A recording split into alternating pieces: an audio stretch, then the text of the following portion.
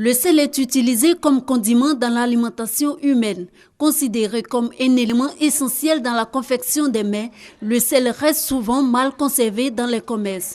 L'exemple ici au marché d'Adjamé où le sel est exposé à ciel ouvert. Si on n'est pas ouvert là, les gens ne peuvent pas voir.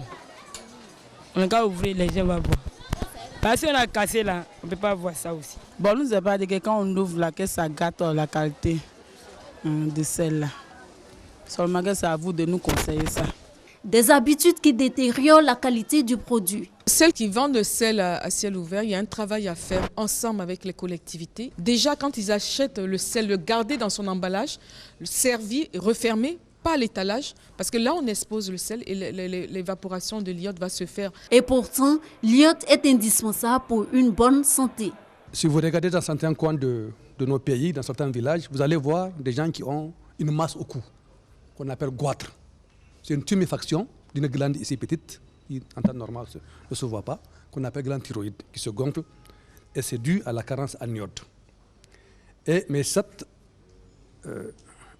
anomalie a des conséquences très graves sur la santé, dès la grossesse même. L'iode s'évapore facilement. Il est donc important de prendre certaines précautions pour sa conservation. Le conserver dans une boîte hermétique, ne pas le mettre auprès du feu.